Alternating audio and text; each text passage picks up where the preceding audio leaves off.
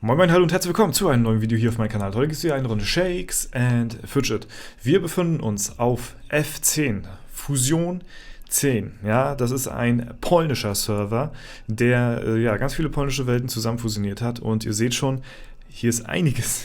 Hier ist ganz schön Action drauf, denn ich sehe das allererste Mal, dass über 1 Million Spieler hier auf dem Server spielen, ist schon eine Hausnummer, muss man mal so sagen, wirklich. Also habe ich so noch nicht gesehen.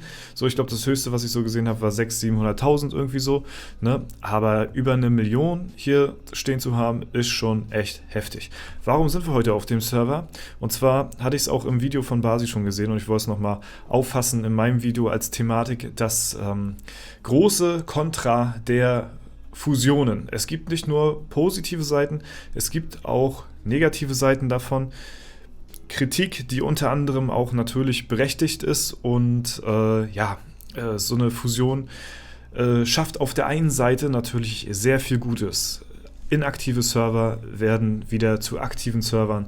Einzelne Spieler, die auf toten Servern gespielt haben, kommen wieder mit neuen belebten Servern zusammen. So, es werden auch neue Gilden gegründet, so, aber es werden auch alte Gilden natürlich gelöscht, beziehungsweise die gehen dann unter oder lösen sich auf oder also. Ja, das habe ich immer noch so gerechtfertigt mit, wenn sich eine Tür schließt, öffnet sich die nächste so. Ne? Aber auf dem Server hier hat sich auch wieder mal eine Mega-Gilde fusioniert und das ist wirklich, muss man mal so sagen, das ganz große Negativbeispiel von solchen Fusionen. Also, versteht mich nicht falsch, ich bin ganz doller Befürworter von Fusionen, weil ich finde halt, dass Konkurrenz auf jeden Fall dem Spiel gut tut und die Fusionen tun dem Spiel auch gut. Und das ist das Beste, was Shakes and Fidget machen konnte. Aber diese Mega-Zusammenschlüsse aus verschiedenen Gilden sorgt halt unter anderem dafür, dass ein Server dominiert wird von einer solcher Mega-Gilde halt. Und das sehen wir halt hier auch sehr gut wieder mal auf F10, wo sich Avanturnici gegründet hat. Ja, was jetzt momentan noch gerade mal so geht von den Mitgliedern, die hier von Platz 1 bis 31 sind. Denn der Screenshot, den ich gesehen hatte, hat mich wirklich veranlasst auch dazu, die Thematik hier in dem Video aufzumachen, denn das habe ich bisher auch noch nicht gesehen, und zwar hat die komplette Gilde am ersten Tag oder wann das war, die komplette Ehrenhalle von Platz 1 bis 31 wirklich durchweg dominiert, ja, und das ist natürlich etwas, was man so nicht erreichen möchte mit den Fusionen, sag ich mal, weil dann haben wir das gleiche Problem wie auf inaktiven Servern. Eine Gilde dominiert den ganzen Server und alles andere ist dann abseits davon. Ne? Selbst auf den alten Servern ist es teilweise noch besser, weil dort vereinzelt Spieler die Ehrenhalle aus anderen Gilden vielleicht auch noch so aufmischt. So, ne? Aber diese Mega-Fusion, das habe ich halt auch zum ersten Mal jetzt gesehen, dass wirklich die komplette erste Seite der Ehrenhalle von einer Gilde dominiert wird. Das ist nicht nur langweilig, das ist auch sehr kontraproduktiv für die Leute, die halt auch auf diesen Positionen spielen. Denn wen sollen die dort angreifen? Ja, die müssen wirklich sehr weit runter irgendwo in der Ehrenhalle beziehungsweise in der Arena Leute vorgeschlagen bekommen, die dann nicht in ihrer Gilde spielen, um halt eben diese auch angreifen zu können. So, ne? Also das ist schon wirklich ein Extrembeispiel von einer Fusion, wo man sagen muss, okay, da ist auf jeden Fall die Kritik auch berechtigt, sag ich mal, dass solche Serverfusionen nicht ausschließlich nur positive Seiten haben, sondern halt auch eben hier sowas aufzeigen kann. Ja, mittlerweile hat es sich ein bisschen gemischt, aber natürlich dominiert hier noch ganz stark eine Gilde, die komplette Ehrenhalle, und das ist natürlich für die Leute, die hier auf dem Server spielen, natürlich jetzt auch nicht unbedingt so sehr schön, sag ich mal. Ne? Ich meine, am Ende des Tages ist es auf unserem Server zum Beispiel mit Celtic und Horizon ist es ja genauso. Da dominiert auch eine Gilde den Server. Ne? Da ist es nicht ganz so schlimm wie hier, muss man dazu sagen. Aber und das ist halt der große Pluspunkt, beziehungsweise das kann man halt auch der Kritik entgegensetzen, sag ich mal. Dadurch, dass sich halt hier eine Megagilde gegründet hat, müssen ja auch 2 andere Gilden oder noch mehrere Gilden irgendwie sich aufgelöst haben, beziehungsweise haben dort sehr krasse Spieler abgegeben, um halt in diese Megagilde zu kommen. Das heißt, die anderen Gilden stehen halb leer. Ja, oder sind halb leer und müssen gucken, wo die restlichen Spieler bleiben. Und dadurch, das hatte ich ja schon mal aufgemacht in einem Video, die Thematik, dass sich aus solchen Gildenfusionen, wo halt eine Megagilde entsteht aus verschiedenen Untergilden, diese Untergilden miteinander auch noch fusionieren müssten, um halt wieder eine zweite Megagilde, die vielleicht nicht ganz so stark ist, zu gründen, um halt eben wieder ein gesundes Ehrenhallen-Verhältnis herzustellen. So, ne? Das ist nicht nur arsch viel Aufwand, das ist halt auch organisatorisch wirklich sehr schwierig umzusetzen. Aber es ist nicht unmöglich so. Ne? Und so kann dann wieder einigermaßen das Ganze ins Gleichgewicht gebracht werden, wenn sich halt eben andere Gilden auch zusammentun, ne? Die halt eben gelitten haben, sag ich mal, beziehungsweise die Spieler in deren Gilden, die halt eben nicht ganz so stark sind. Ne? Dadurch wird natürlich nicht nochmal so eine starke Gilde entstehen wie hier auf Platz 1 zum Beispiel, aber wir haben halt auch eben andere Beispiele gesehen, wo es halt möglich ist, dass sowas zustande kommen kann. Wo haben wir denn den Server hier? Ist es der Server hier? Ich glaube, das war hier, F8 ist es gewesen. Und zwar, hier haben wir ja das beste Beispiel dafür, dass es gehen kann. Ne? Also es müssen natürlich auch die dementsprechenden Spieler auf dem Server sein, um halt eben auch solche Konkurrenz halt eben zu bilden. Ne? Das hat man nicht auf jedem Server, aber ich sag mal so, wenn auf dem polnischen Server doppelt so viele Spieler drauf sind wie auf dem Server. Ich meine, das hat nichts zu heißen. Ne? Kann auch sein, dass die Polen vielleicht ein bisschen weniger Ausdauer haben und nicht ganz so viele kranke Spieler in den Top-Rängen haben. Ne?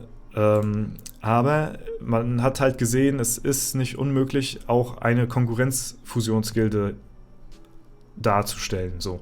Wir hatten ja hier Endgegner gehabt, die halt es vorgemacht haben und das komplette Game dominieren, seitdem sie halt eben sich zu der ersten großen Mega-Gilde gegründet haben und dann halt in der IHOF sagen wir mal, wer war es? Rising Phoenix? Nee. Phoenix, ne? War, glaube ich, nur Phoenix, ne? Hießen die, glaube ich. Ja, genau, nur Phoenix. So, und die haben halt die jahrelange Platz 1 Gilde von Platz 1 gestoßen und das waren halt die Endgegner und die haben halt eben auch den kompletten Server hier dominiert, aber dann hat sich ja noch eine zweite starke Fusionsgilde gegründet, die jetzt momentan sogar gerade in der IHOF ist, das heißt, die haben sogar gegen die Endgegner gewonnen. Gods of Light, ne? Die halt eben auch eine sehr starke Konkurrenzgilde zu den Endgegnern, die ja wirklich zum Anfang wirklich dominiert haben, gegründet haben und halt eben denen die Stirn bieten konnte. Ne? Wie gesagt, die nötigen Ressourcen an Spielern müssen natürlich auf dem Server verfügbar sein, um sowas halt auch hinzubekommen. Und natürlich müssen da auch gegebenenfalls manche Gilden aufgelöst werden, um sowas halt eben zu veranlassen. Aber das ist halt eben, das ist das Opfer, was man bringen muss, wenn man wieder einigermaßen Konkurrenz auf dem Server haben möchte. So, ne? Heißt natürlich auch, wenn sich so eine zweite Gilde gründet, dann gehen natürlich auch weitere Gilden zu Bruch. Heißt aber auch wieder gleichzeitig ein Neuanfang, dass auch diese Gilden, die zu Bruch gehen, beziehungsweise wo dann die Hälfte fehlt, sich wieder mit den anderen absprechen können und wieder zu einer neuen Gilde fusionieren. Und so kann das Ganze natürlich weitergehen. Ne? Aber ich kann natürlich jetzt auch nach dem F10-Ding hier, ne, kann ich natürlich auch auf jeden Fall verstehen, dass halt eben, also unterm Strich halten wir fest, die Fusionen sind an sich eigentlich eine gute Sache. Die sind gesund für die Spieldynamik. Es belebt die Server nochmal neu, die vorher ausgestorben sind, so, wo nichts mehr los war, wo die Ehrenhalle sich auch festgefahren hat, ne? Hat das Ganze wieder so ein bisschen aufgelöst, beziehungsweise verändert, sagen wir mal, denn hier hat sich das Ganze ja jetzt auch wieder festgefahren mit der Gilde hier, sag ich mal. Aber hier haben sich halt viele aktive Spieler zusammengefunden. Und das ist ja eigentlich das, worauf es ankommt, weil ich mir vorstellen kann, ich weiß nicht, wer alles hier aus der Gilde von was weiß ich, welchen Servern gekommen ist, von welchen polnischen Servern. Wir können ja mal ein bisschen gucken, ob noch welche hier Namen drin haben. Hier haben wir zum Beispiel S22, hier ist S25 haben wir noch S20. Ne? Also es sind auf jeden Fall ein paar verschiedene Server am Start und die sind wahrscheinlich auch, denke ich mal, untereinander sehr inaktiv mit der Zeit geworden. Und die Leute freut das natürlich jetzt auch wieder, dass die halt eben auch in einer aktiven Gilde spielen können, ne? Was halt eben vorher vielleicht auch nicht der Fall gewesen ist. Deswegen ist es auch irgendwo wieder was Gutes, sag ich mal, dass halt eben diese Fusion stattgefunden hat. Nur ist halt eben, ja, das eine halt eben nicht ohne das andere, ne? Also glatt laufen kann es nie zu 100%. Ja, Graf, was ist das? Also es ist ja wirklich, also auf jedem Server, ne? Unglaublich. Ja, also zu 100% kann es nie wirklich allen immer recht gemacht werden, das ist ganz klar. Ne? Aber da wollte ich auf jeden Fall euch auch nochmal zeigen, dass das Ganze ja halt auch wirklich Schattenseiten haben kann. Und würde ich auch sehr gerne mal eure Meinung zu der ganzen Thematik wissen, was ihr dazu sagt. Betrachtet ihr das mehr so neutral so oder seht ihr das dann halt eher als schlecht an oder als gut an?